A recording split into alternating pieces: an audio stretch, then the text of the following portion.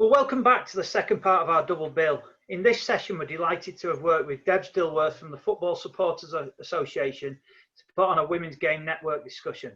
This much anticipated debate draws upon experts spanning a wide geography from Portland to Manchester, discussing cutting edge developments in the women's game. We're delighted to announce panel members as Jude Morris-King from Manchester City Supporters Club, Bailey Brown, the president of the Independent Supporters Council North America, and Gabby Rosas of Rose City Riveters, the Supporters Club of Portland Thorns. As is the norm, I'll ask the questions for about the first 30 minutes and then I'll hand over to the virtual floor. If you've got any questions as and when they emerge, feel free to put them into the boxes.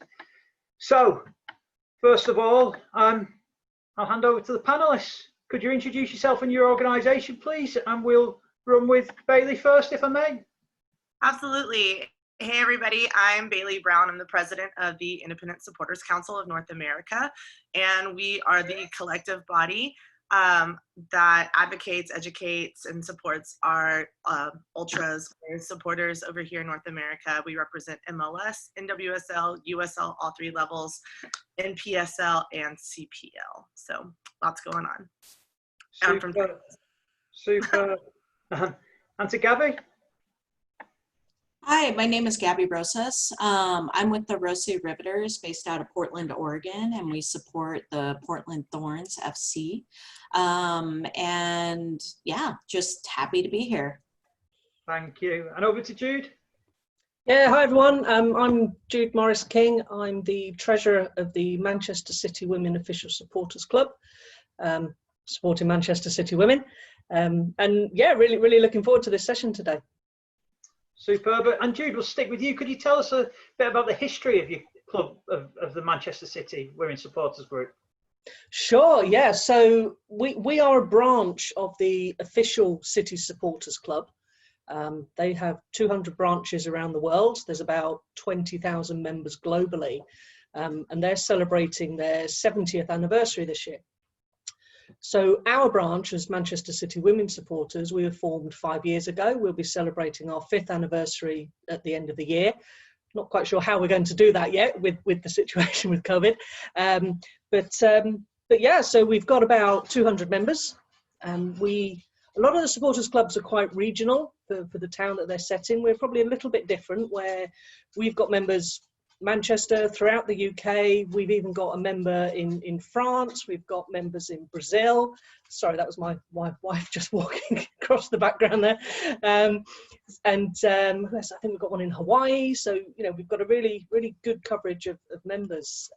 And yeah, you know, obviously emphasis to meet up around the games, social during the games, but also big social outside of football as well, which is really important.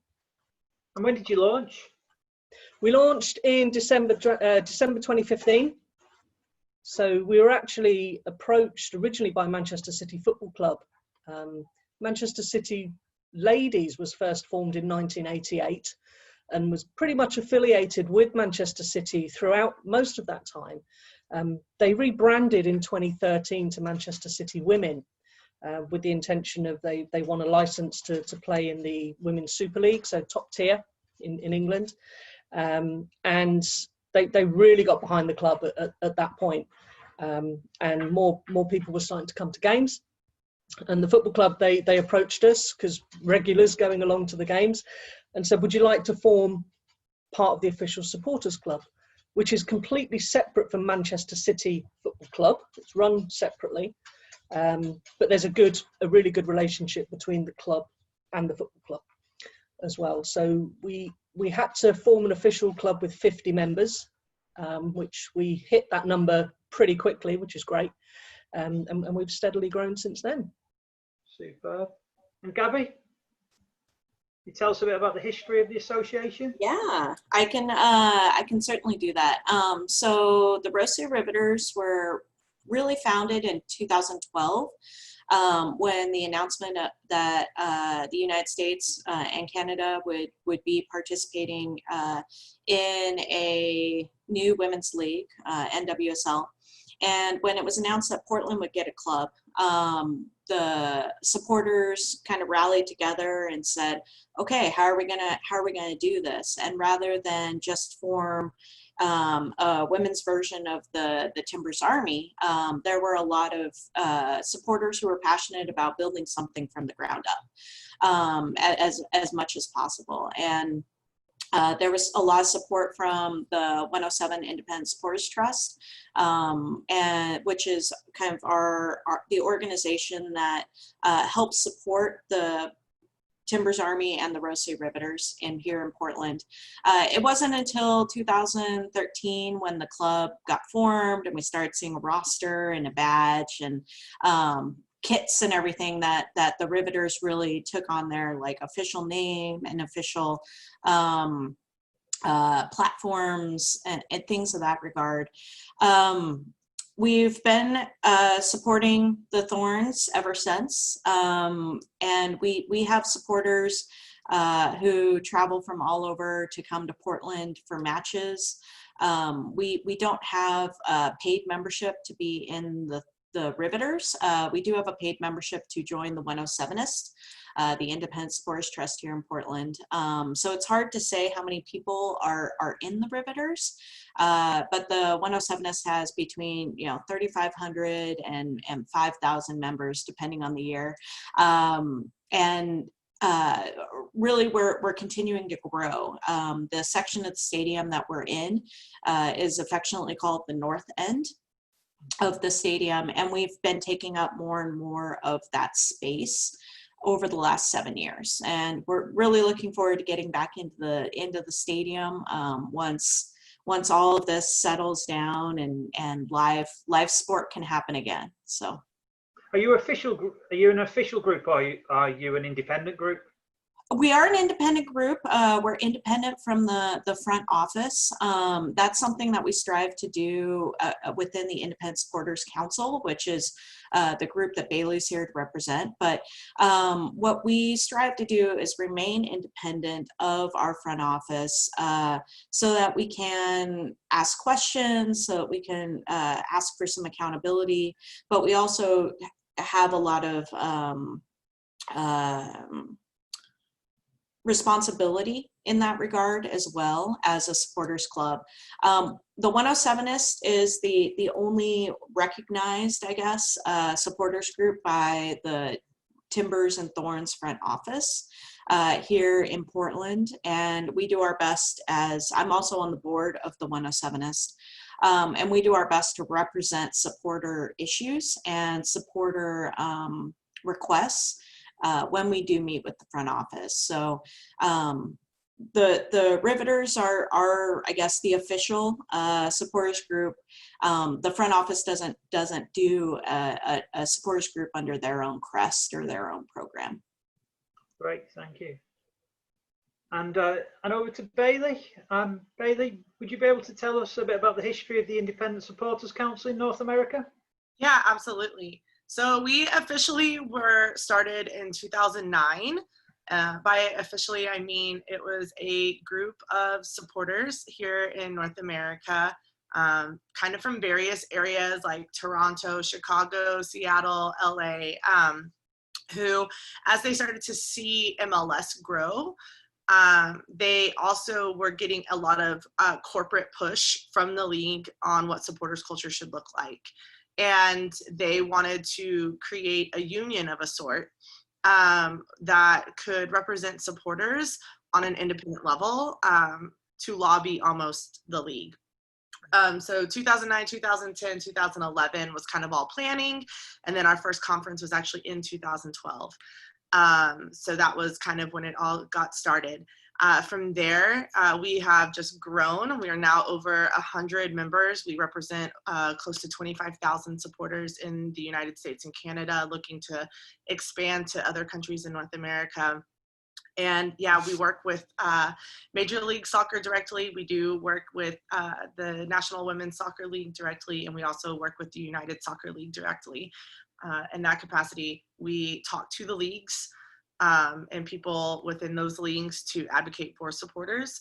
And then we also work with all of our members on helping them be independent of their front offices to make sure that they have what they need, and to kind of help guide everybody on the you know, kind of what our supporters culture looks like here in North America, which for us really is going to be independent support just because of the structure of our leagues. Sorry, my dog's in the background. But yeah, independent support is very important to us over here, because what that allows us to do is really represent our members and give them a true voice rather than them being told what to do. So great. And do you find that amongst the key activities, the conference is a really key one because it brings everyone together? Absolutely. This last year we were in Baltimore, and it was the largest that we've had. We had over 120 people show up to Baltimore this past year. And what we do in our conferences, it's not just business, but we also do a lot of educational pieces. So we had 3 panels this last year.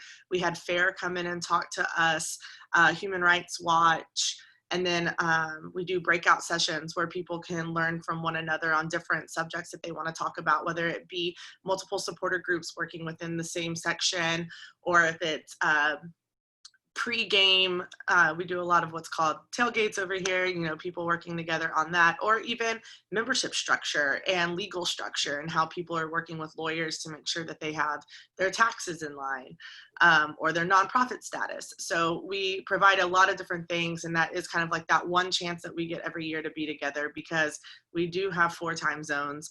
We are everywhere. So it's really nice to come together once a year and kind of rally behind that in our off season, so that we go into our season really motivated for our own members. And Gabby, you're part of the network. I'm sorry, can you repeat that? Your group is part of the network. Yeah, we are part of the Independent Supporters Council.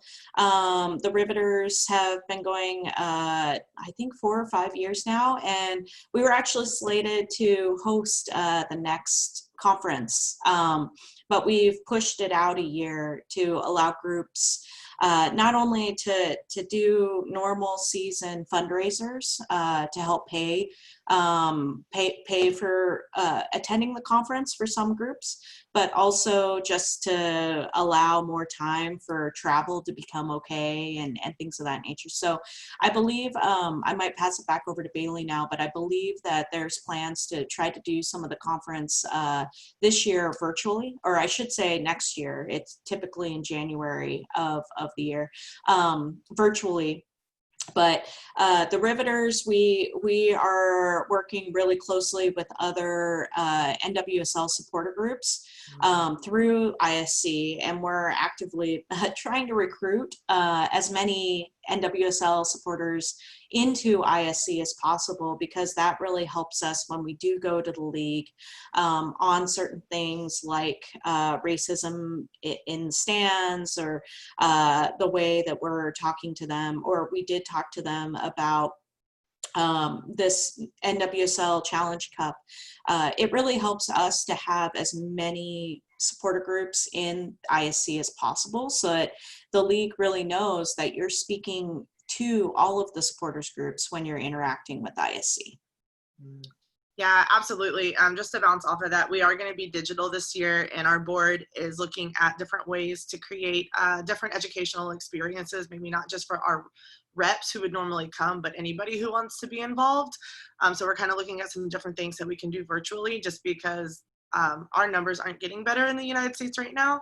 But we will be going to Portland as soon as we can all fly and be places. But yeah, just bouncing off of what she said, it is really important that we have those collective voices. In a lot of places, like I think USL Championship and MLS, we have almost every team represented.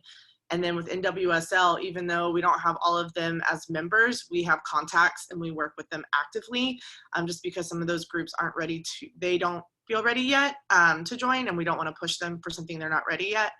But that way the league knows that when they talk to ISC, they're talking to a group that is representing everyone, and that it's not just this little voice. It's somebody who really can be a one-point contact and disperse information the way that they need it to be.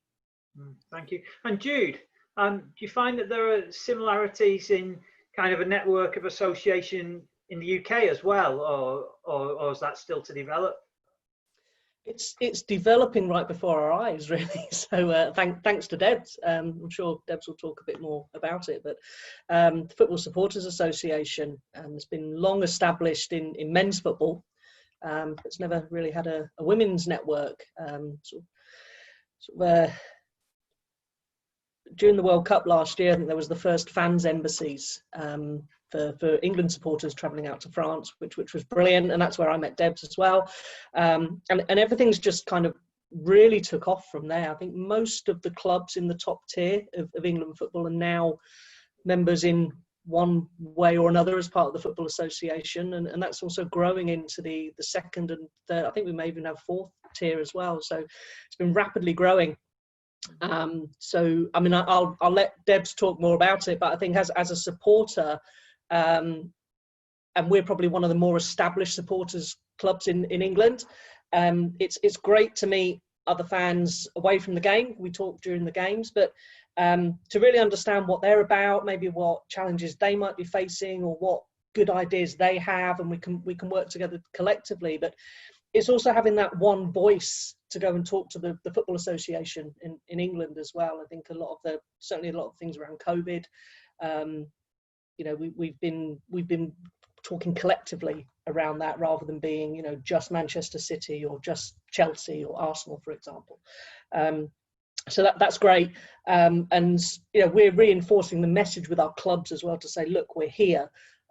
We're fortunate we have a really good membership and we have a really good relationship with Manchester City Football Club as well. So they always talk to us around, you know, if it's marketing or feedback that we might have as fans, we can go to the clubs. We've got people that we can go and talk to. But I think having that extra layer that then takes it up to the National Football Association is great. And it just shows that, you know, as a sport in England, because, you know, women's football is years behind what it is in the US, but it's just showing that how keen people are, and they want to grow, and they want to get better, and they want the game to be better, and they want the atmosphere to be better for supporters on the day, and you know, all the things that sort of go around the periphery of just the 90 minutes of the game as well. But probably best to let Debs maybe talk a little bit more on the great work she's been doing.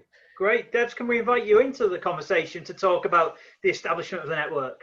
Yes, so I mean, just to back up what everybody else is saying, the collective voice really is so important, and making sure there is an independence from the club, so you can be that critical friend.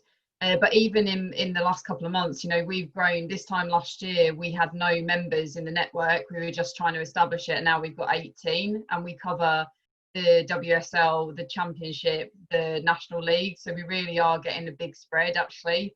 And it's interesting, you know, Jesus said that City are actually a more established structure in terms of their supporters group, but we've got a few newbies that are fresh out the box. So it's kind of nice to have that mix of people, and sort of try to get everybody starting to have a more structured approach and importantly, a collective voice. So we really just are trying to, at the minute, support them locally, and then pulled together. And I think it was 2 weeks ago we had our first meeting with the FA, which was a really positive step forwards to talk about potentially how things look returning back to stadiums for supporters, and how that might be. But it was a really important step to show that supporters' voice was important. So yeah, it's growing, which even in the last couple of months we've grown a lot, had a couple of meetings, and now we're just trying to get the network formally constituted within the FSA. So that means that the women's game is represented within our structure properly as well. So yeah, it's been a fun ride so far, hasn't it, James? Quite interesting, isn't it? Because one of the things I'm picking up about the value of the network is the ability to learn from others within that network and learn best practice. And so with Debs at the FSA, are you in contact with Bailey at the ISC to kind of learn that best practice internationally too? Is that, does the network connect internationally, is what I'm asking? So Bailey and I actually, we just talked probably about a month ago, but it was through FSE, so Fans Europe, they connected Bailey and I, and then but yeah, the hope is that we can try and crisscross and work together for the enhancement of women's football and supporters within the women's game as well. You know, so yeah, it's good. We're hoping to work together as much as possible, and I'm hoping to go to Portland. Yes. Aren't we all? For the women's Aren't we network. all? But yeah, that crisscrossing over is a really important point. Yeah. So I was wondering if I could go back to Bailey now and ask about like, what do you think is the big success of the ISC? What would you, if you could highlight as one key great success that makes you really proud, what would that be? I mean, our biggest one just happened this last year, and it affected in a trickle-down way to a lot of leagues, which was our Iron Front issues that we had with people bringing in a Iron Front flag into MLS stadiums.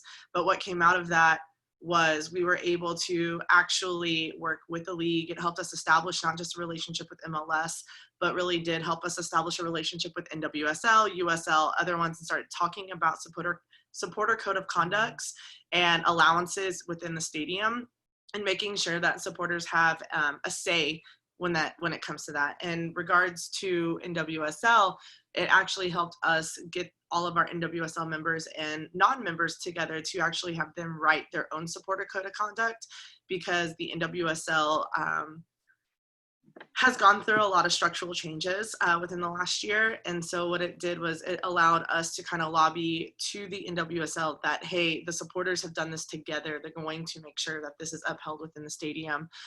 So it was really just a big win across North American soccer to see that supporters were starting to get a say in their own code of conducts and having that self-policing ability within that. So Great.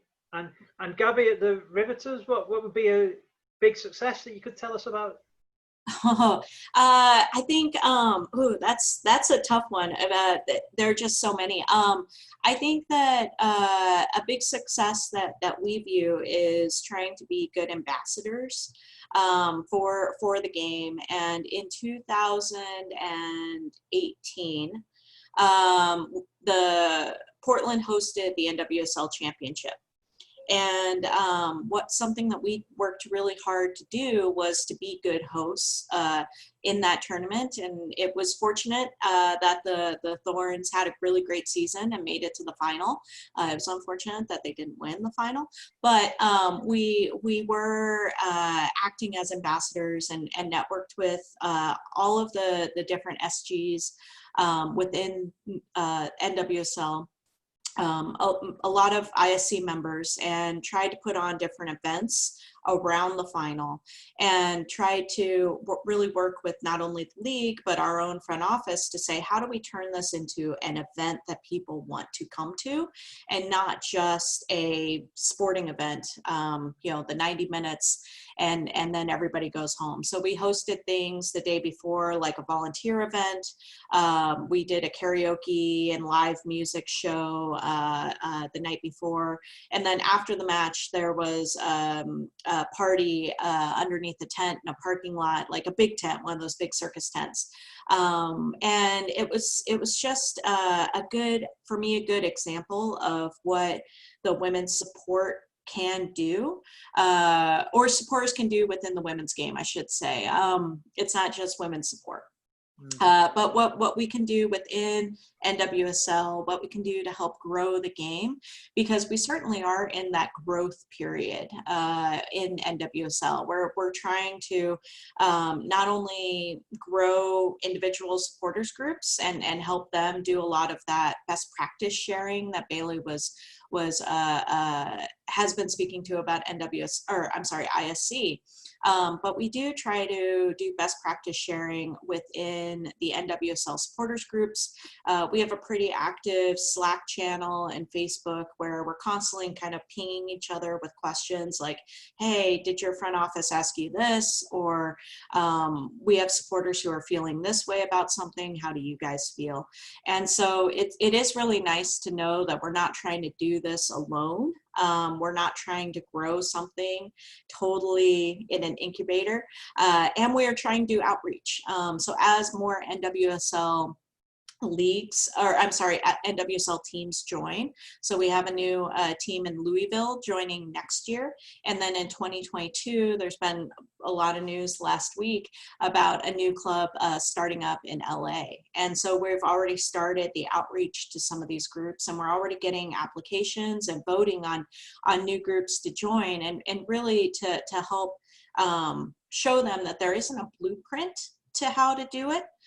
You can still do it however you want to, but what we want to do is we want to help make sure that nobody goes through the same issues, either with trademark, with becoming a nonprofit, with your relationship with the front office. We are trying to make that easier.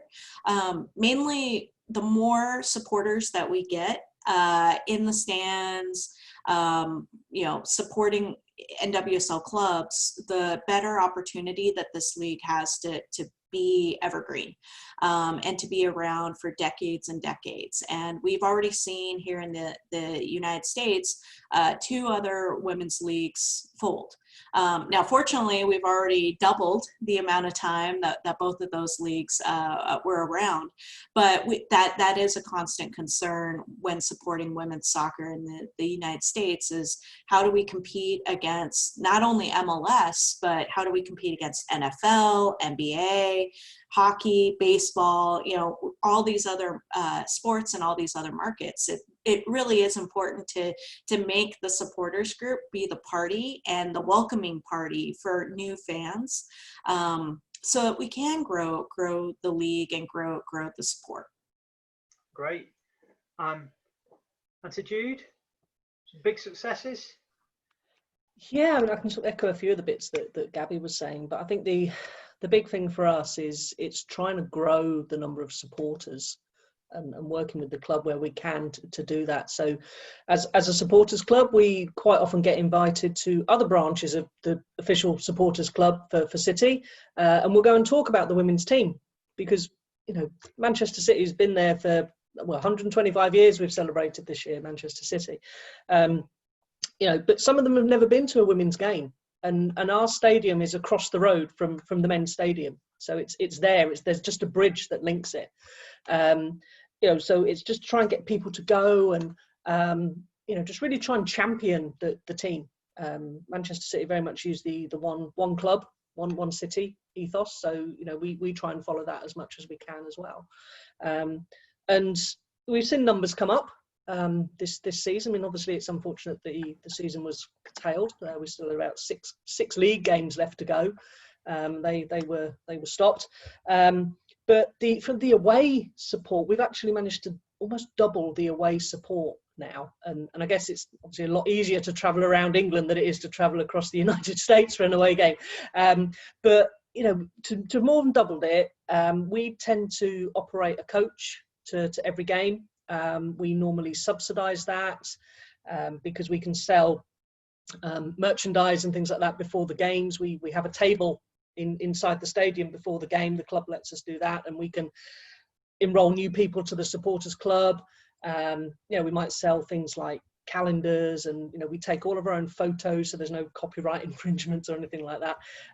Match day badges, things like that. So it just sort of raises a bit of money that then helps us put subsidised coaches on, or sometimes we'll put a free coach on to get people to games. Because a lot of fans, they might go to the game on their own, and it's building that real family community. So it's say, look, come on, there's 40 of us getting on a coach, come on, you'd be great, come with us, we'll sort you out, we'll have a great day. And then they start coming back, and then somebody else sees what's happening. They're like, yeah, I want some of that as well. So so it's been great. The last couple of seasons just been getting bigger and bigger, and that helps atmosphere as well when you go to the games. So we've been to games before, and obviously I'm going to be biased, but we've been to games and we've been the away fans, and we've been louder than the home fans. So then the home fans are like, well, that's not right. So, we want a bit of that as well. So you come back the next year and they've got a song sheet that they've made. And so it's sort of slowly starting to build. And I think we're really proud that we've been able to play a part in that. And obviously, as I said, the season was ended. It is what it is. But, you know, I have to say we had quite a few games left, and we had some big games to come as well, which you know, aren't going to happen now. But I think it's just continuing to grow from that, and even if we can't do it at games, we try and do it off as well. So we'll do maybe quiz nights or curry nights, and you know, our branch meetings as well, which are a bit more formal because we've got a full committee that we're set up. But it's just grow it as much as we can. And then now with the FSA involvement, it's sharing and learning, you know, what are you doing over here? What's worked well for you? Or we're struggling with this, you know, what could we do differently? And things like that. So there's sort of, it's then you're trying to come up with the best bits then. And if you're a new club coming in, a new supporters club coming in, you know, you can come in and go, well, I can just take, there's just a plethora of knowledge from other teams that can help you out. And what I think is great is you put your club colours to one side. You know, we're working collectively for the women's game. You know, we even talked to Manchester United. I mean, come on, you know, like, but you know, and that's what it's about. You know, it is about putting your colours to one side and doing it for the good of the sport. And to be part of that, we're really proud of that. I can certainly see how the aims go beyond just the match, don't they? They go towards supporting people, you know, across the whole of their life, everything that they do. You know, yeah. We've had a lady who she's openly admitted she's suffered from depression for quite a long time, and she didn't really go out, and she started coming to the home games, and she loved it, and then she started coming on our coaches to away games, and she was all around France during the World Cup. You know, her picture ended up on the BBC. You know, so she was the lady in the bowler hat on the BBC, the England banner. You know, and she's just had a complete turnaround. So, you know, if you can do that, then, you know, what else can we do? Yeah, it's fantastic. It's absolutely fantastic. I was wondering if I could ask you about some of the challenges that you face as well. So we've talked about the successes. So what about some of the challenges that you face in your everyday work? So maybe if I start with Bailey. Yeah, I would say even though the collective is one of the biggest things that we have, it can also be one of the biggest challenges because we do have so many people that we're representing. And sometimes it's having that discussion with, hey, I know this is not your best answer, but this is what the collective, this is the best answer for the collective. And knowing that, you know, at the end of the day, we are going to have to tell people, like, look, sometimes this is not the stance that we're going to have to make as one organization. How can we work with you within whatever view it is majority with the rest of the groups? And so I think that that's one of the biggest challenges is kind of navigating and moderating for groups when you have so many at the table. We have, Gabby, correct me if I'm wrong, like 7 or 8 NWSL groups. And so you have 2 reps from each of those. So now you have about 16 people in on a conversation representing teams all around North America. And it's how do we effectively create one voice and not offend somebody in the process or make them feel like their voice isn't as valuable. So I would say that's probably one of the biggest challenges, and that happens every day. So not like one event in particular, but just kind of navigating the waters to make sure everybody feels honored and heard. So. And Debs, is that a challenge that you're facing with the FSA network that you're building? Yeah, I think I wouldn't necessarily say it's a challenge for us at the minute, but just to bounce off what Bailey said, everybody being heard and it being a collective thing and feeling part of it is really important. So, you know, I echo that. It's just making sure every day that you're checking all the things that you need to do in order to give people the options and opportunities, whilst also, you know, encouraging people individually as well. And because all this is about, you know, just touching on the point, you know, affecting people's lives. Football clubs are community assets. You know, they benefit the community. They benefit people's lives way beyond many other things. You know, and there's lots of stories like that Jude mentioned about people feeling really fearful in other areas of their life and then being embraced by a supporters club or a supporters community, which then just changes their life, and it's stuff like that it's really important to support the people that are given those opportunities. So the development of volunteers, and making sure that they feel trained, able, confident is it's just really important, for sure. So echo you, Bailey. This really tallies with some research project I'm undertaking at the moment, which looks at LGBTIQ+ football fan groups, where lots of the fans, lots of the people involved are saying, this support system here really helps people. It really helps them in their lives. Can I hand over to some questions from the floor? I think I saw a question from David in the comment box. David.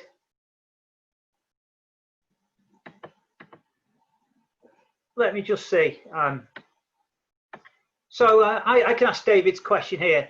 David asked a question to Bailey, which was, does Bailey work with independent, such as NISA, MPSL, USPL clubs, or just the MLS, USL, and NWSL franchises? I can expand on that more too. So we don't work with any NISA groups. That's actually one of our newer leagues over here in the United States. And a lot of the members of NISA came from the NASL, which folded. And they tend to be a pioneering spirit type of group. I don't know how else to describe it. But they kind of do their own thing. And everybody in the North American realm is just kind of okay with that. So we don't have any members from there, but if any of them were ever interested in joining the ISC, we would absolutely have open arms to them. We have worked with the Detroit City fans on a statement to USL back in Open Cup. We have a tournament that includes all of the different leagues in the United States. So we did work with them when there was some security and ticketing issues within a home USL group. But they're not members. As far as UPSL, that I'm not even sure if there's still teams for UPSL. A lot of those went into the NPSL. We do work with the Canadian Premier League, so we have contacts there and work with them in their growth. And then just so that structure is different in all of the different leagues. So MLS absolutely is single entity and is franchises. I don't think NWSL is. NWSL, Gabby, am I correct? NWSL aren't franchises, right? They're independently owned.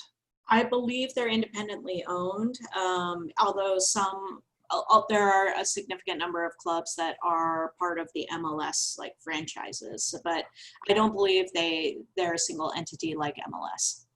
Yeah, and then USL actually has 3, so they have Championship, League 1, League 2, and it's kind of like NWSL, where some of those teams are second division teams for MLS, and they play in different divisions depending on their agreement with what they need as far as pulling players up or sending them down, but a lot of them are also independently owned. So when we work with all of the different leagues, especially like when we work with USL, they're not going to have a specific answer that they can just slap down on the league-wide, because it's not single entity. So a lot of it is working with them, making sure that their own clubs feel honored and have their own voice, because they are, they have independent owners. So really the only league over here that is a franchised league is MLS. So I did want to put that out there. And there, obviously that's a talk for another day. There's pros and cons to that. So yeah, we actually do work with independent leagues, but we specifically have contacts at the league level for MLS, USL, NWSL, and the Canadian Premier League. Superb, thank you. I'm going to revert back to my questions here. So I've got a question about the current time period, and it's characterized by COVID, isn't it? And lockdown and social distancing. How are those things affecting your daily work at the moment? So I'll ask Jude first, if I may. My work, so my paid job. Well, you work with a supporter group. I work with a supporter group, so it's really busy. It's actually been really busy throughout lockdown, and we've got 4 people on our committee. We've seen, you know, huge intake on our uptake, sorry, on Twitter. We've actually gone through our 5,000th Twitter follower during lockdown, which is great. We want to go for that blue tick. We need a blue tick. So that's been great. We've been doing lots of stuff for social media, quizzes, you know, send us your favourite memorabilia. We ran a bit of a, you know, what's our ultimate Manchester City match team? So we did like a bit of a vote off, you know, was it this FA Cup game versus this game? And our league title in 2016 won that as our favourite game ever. You know, loads of stuff, little online quizzes.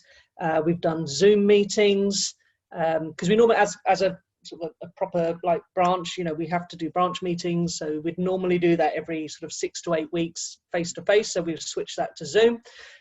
We've actually had a few more people coming as well, because as I said earlier, you know, we're sort of a little bit spread across the country a bit more. So Zoom's been great for people to join. Maybe something for us to think about post lockdown as well. Yeah, competitions. So yeah, it's been really busy. We've launched our new yearbook. We publish a book every year. One of our members is a local author, so we do it's almost like a review of the previous season. Lots of photos, you know, quizzes. So that was published about a month ago now. So we're trying to sell those online as opposed to face to face, but you know, sales are going well. It's also our year end, so as the treasurer, I'm up to my ears in accounts at the moment as well. We're doing our membership renewals because we're a paid membership. So we're just sort of doing our renewal for the next season as well. So yeah, it's been really full on. It's sounds it. And that's not with going to games as well. So you know, normally we'd be organising travel and things like that. So yeah, it's been no let up, and then doing your paid job on top of that as well. I'll return to that in a minute, I think. But Gabby, could I ask you the same question? Yeah, so it's been really interesting with how the United States has been dealing with COVID and the pandemic. I think there's just some additional stress because our government hasn't quite had the same reaction as some other countries. So I would say that from our standpoint, you know, entering into the pandemic and COVID and lockdown, our club put on match replays every week, and so it was about, you know, generating some interest in that. But we've continued to still work. We've continued to still do things behind the scenes, not so active in the public, but trying to really help our community. That's been our big focus right now, is how do we help get supplies, funds for our community and organizations that are dealing with not only COVID and the pandemic, and really the health crisis, but Portland recently, for the last 60 days, we've been seeing a lot of protests and demonstrations, mainly focused around Black Lives Matter, and also defunding our local police. And we've become a big national spotlight recently with having our federal government send officers in to defend a cement building that they're afraid we're going to blow down with umbrellas and water guns, I'm sure. And so what we've been doing is also trying to raise or collect medic supplies for the volunteer medics who are helping protesters who are either getting tear gassed or you know, they're getting hit by different rubber bullet things coming out from the federal officers and our local police. And so that's become a big focus of ours too. I think every year a major focus of ours is community outreach and how do we really help our community. And that also it's changing a little bit because we're now also asking our community to provide more input and provide more guidance or their own perspective to not only our activities, but the way that we're organized and the way that we're running. So this has been a really unique year where without football without live matches, really trying to focus on ourselves and say, how do we become more, or a better representation of Portland, of women's soccer fans, of just our group. Like Jude was saying, we still have meetings. So we meet monthly, the Riveters leadership. We meet monthly, and we're actively trying to recruit more people to join in on different elements of what we do. To speak to a previous question about what challenges do we face, and I think that's a big one here in Portland. I think people oftentimes are see the numbers and see how many people we have in the stands, and that's not a great representation of like how many people are involved in getting that done. And so we're actively trying to provide more entry points for people to join the organization, to get more involved, to really find out how should we be involved? What does support look like to other individuals? So that it's not just the few who are orchestrating a lot of things behind the scenes, but we can be more of a collective in that regard. And then I think the last area for us was really around the NWSL Challenge Cup with that tournament. And there was a lot of activity building up into that, really trying to ensure that, you know, the league was taking all precautions. We weren't quite sure how CBS and everybody was going to be broadcasting this.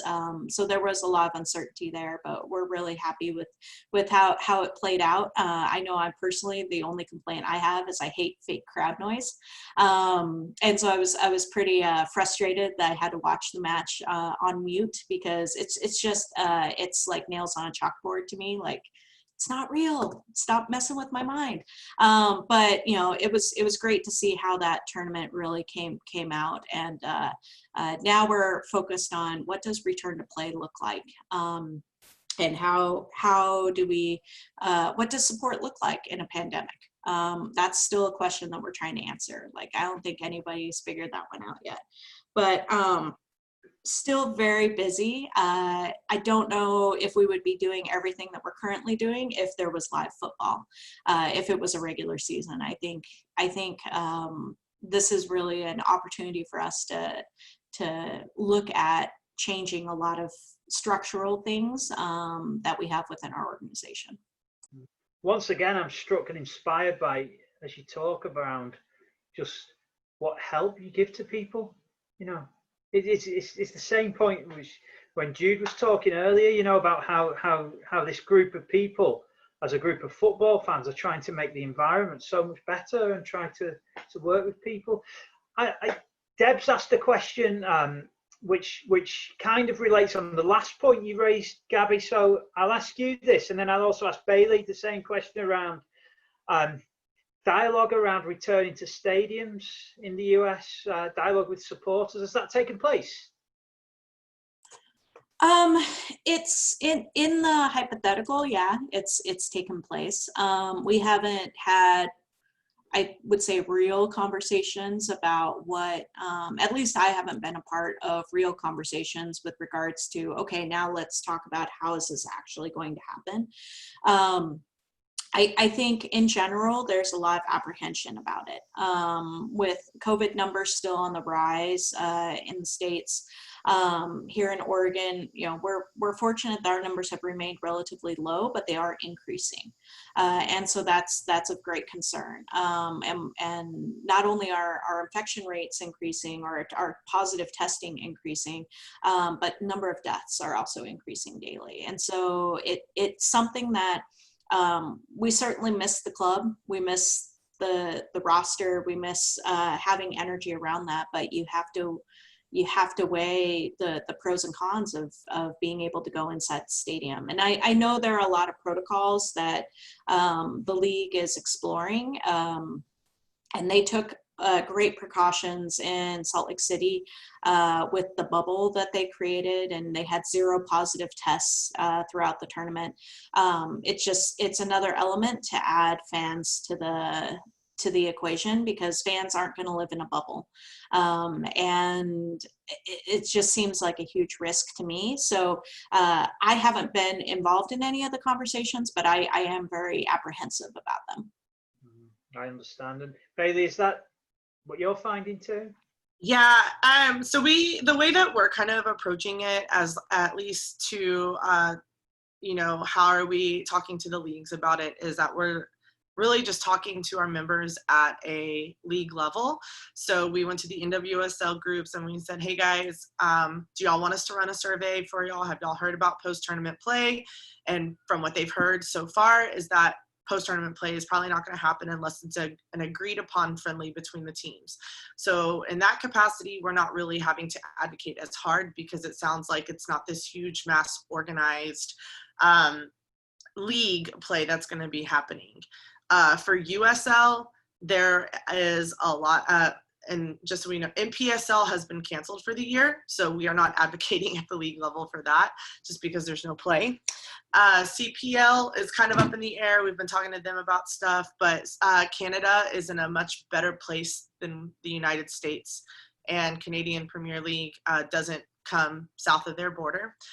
And then USL is in stadium with fans, and there it's ever changing, and it doesn't seem like the clubs are being given the support that they need to enforce protocol correctly. But I think the other thing to look at is that this is not just a national protocol.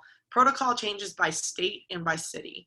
So you're going to have different protocol here in Dallas than you're going to have in Houston, and we're 5 hours away in the same state.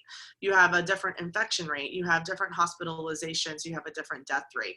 So literally city to city, you're going to have different restrictions. You have some cities in the United States where teams can't even train in their own stadium due to protocol that's happening in their cities. So with USL, it's this constant trying to get a hold of them, but it's really advocating at the club level, and them playing meant saving their league and saving player salaries and worker salaries. And so for us, there had to be an understanding that in order for that league to survive, and in order for people to get paychecks and be able to provide for their families or for themselves, play had to happen. And so a lot of the supporters and supporter groups have come out with their own protocol. Either we are not going to go in as an organized group because we don't want people to feel like they need to participate in XYZ, or they're also walking around and telling people, hey, please wear a mask. Hey, please do this. So there's some self-policing there. For MLS, because it is single entity, we actually have to advocate to the league. Otherwise, nothing's going to happen, because each of the clubs are looking for the answer from the league. And so we had to run a survey within our groups, and overwhelmingly our groups are looking at closed stadiums. So understanding that maybe let stuff play, but no fans in the stadiums, because of how it's kind of like what Gabby said, you can't put fans in a bubble. You can't restrict what they're doing. You have a lot of places where masks aren't enforced. So how do you enforce a mask, where there's people who are, there's a lot of claims going around the United States right now. But anyways, it's this interesting, how do we make it to where it's not just safe for the players and the staff? A lot of the club staff has been back into their offices. We had 2 teams that were sent home from Orlando because of over 10 positive cases per team. And that was within a bubble. Since then, I think the bubble ended okay. It's still happening though. But it's how do you make sure that the players are safe, because we don't know what's going to happen to the players if they get infected later on with respiratory issues. What happens to their families if they're around it? Is there going to be protocol that's put on the families because of the travel that's happening with the players? How is the staff going to be protected? So it's really interesting as we look at this idea of returning to stadiums. I think the general notion is that fans aren't ready over here, and we're excited for live sport. And we understand that there are a lot of people who want this idea of normalcy back. But we also have to address it's not even like an elephant in the room. It is. You have to like read the room and see that it's just not safe. And so that's what we're going to be advocating for to any league that wants to bring fans in. And if fans do go in, I think our supporter groups are going to do what the USL groups are doing, which is kind of having to self-police and almost peer pressure to an extent to follow protocol, social distancing, and mask wearing. So, yeah. Fun times. Yeah. Debs, do you want to just speak quickly about the survey that you're running? Yeah, so I just posted it in the group, but we're running a survey for the women's game over here for supporters of the women's game to sort of see the comfort levels of going back into the stadium, you know, how often they were going before, whether there will be changes if you do go into the stadium, whether it will change your spending habits, whether you'd want to buy drinks, you'd want to buy merchandise, stuff like that. So I think one of the clearest things that's coming out, and Jude might jump in on this as well, but one of the clearest things that's coming out of communication around this, our survey runs until next week, but other conversations that I've had is the level of communication from the clubs outwards towards the supporters to say, hey, this is what we're doing in order to make sure you're safe. That's what the supporters want. They want a level of communication, a level of clarity, and to be involved at every step, so that there's a transparent process that's happening. So I think that's one of the big things as well. I mean, one of the questions I think on there is phrased sort of like, do you trust your club to get this right for you? So that it's going to be an interesting set of results, I think, and you know, we're just trying to promote it as much as possible to try to get as wide a base, you know, as many answers as possible, as many opinions, and then the hope is that will give us a steer and the clubs and leagues a steer. So, but Jude, I don't know if you wanted to jump in on anything on that. Yeah, so I mean, as City, we've got in contact with Manchester City, but whilst the team, so we're off season now in England, so the top, I think it's definitely the top team, the top tier, and I think the second one, I think they're now starting back in pre-season training. Obviously they're in their little COVID bubbles and they're having tests every week and things like that. So, but not necessarily all the operations team are back. So some of the key people that we work with, they're not back yet. But we've reached out already to say, hello, we're here. You know, we're really keen to work with you if you want to bounce things off of us. You know, ideas obviously from the supporters club, and made it clear, you know, we're working with the FSA as well collectively, really trying to push that survey across, you know, anybody who goes to a game, you know, fill that in. You don't have to be a member of the supporters club, just, you know, fill it in if you go to women's football matches. But it is, I mean, you know, the majority of our members, and it's probably across the country and across the world, you know, we want to feel safe. So, you know, I personally, I trust my club to do the right thing. And, you know, yeah, if it's things like you have to wear a mask, we have to be socially distanced, you know, as I said, the attendances in the WSL, you know, they're not as big and as the US. So, you know, some stadiums you can do it. So you could have your 1 meter plus with a mask or 2 meters, and you could just about do it if you open up some more stands. But some clubs, they just couldn't do it with a restricted capacity. They're too small. So it's going to be interesting to see what comes out. Obviously everybody's looking at government guidelines. I think there's a lot of test sort of things happening. So I think there's been has it been rugby, and I think I've seen cricket. I think cricket were doing some testing with socially distanced fans in the UK.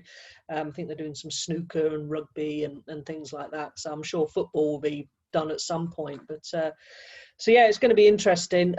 You know, yeah, but we just want it to be safe. And from government guidelines, expectations is, you know, if the Women's Super League is going to start at the beginning of September, they're not looking for fans to be back in until October. So that kind of tells you that the start of the season could well be behind closed doors. And the fact that they're restarting, they're completing last season's FA Cup. So, you know, the most historic cup in the women's game and men's game as well. is going to be behind closed doors, which, it's frustrating. So we'll see what happens, but we're ready to go back when it's right to do so. But it's the whole periphery, getting to games, and as Debs was saying, buying food or just getting into the stadium, the facilities. It's just making sure, how clean is it, and I don't know about how it works in the US, but the majority of women's teams in England ground share. So they'll typically ground share with maybe a men's team. So if you've got the men's team playing at home on the Saturday, for a completely different football club, so it's not even their own club, it's a completely different football club. So, and then the women's team are playing there on the Sunday. It's like, well, how are you demonstrating how clean the stadia is from one match to the next? And and that's really important. So yeah, it's going to be interesting couple of months to see how it pans out. Well, thank you very much. Seems like a good place to say thank you to you all. Fantastic discussion. I've just looked at the time and I'm wondering how the hour went so quickly. Thank you very much. Before I just switch off and end, for those that are watching on the catch up on YouTube, would I be able to ask you just to tell those tell those people how they could find out more about your club or your network or your organisation? So if I start with, I'll go my top left to Jude first of all. Yeah, sure. So Twitter is probably the best place to get us. So it's at MCWFC_OSC. You can contact us there and we can give out email addresses. We're also on Facebook as well, but go for Twitter and join in, follow us, get involved. Thank you. And Debs, where would we find out more about your new network? Yeah, so Twitter is a good place. So at We Are the FSA, and then you can also visit our website just to find out more, and just ask to speak to me, and I will gladly accept you into our women's network. Woo! Thank you, Debs. And Gabby? Yeah, you can find out more about the Riveters, our current activities, and our focus on Twitter. We're PDX Riveters SG on Twitter. So that's our official Twitter account. I know if you type Riveters in, you're going to find a lot of different stuff, including a women's hockey team over in the New England area. Our website, which we keep fairly up to date, is rosecityriveters.org, or if you want a shortened URL, go to baon.org, and that'll get you to our website. Tremendous. Thank you, Gabby. And Bailey? Yeah, our website is www.officialisc.com. So you can find out anything you want to there, see our member list, send an email. And then we are at ISC Supporters on Twitter and Instagram, and you can reach out through there for anything. Brilliant. Thank you very much.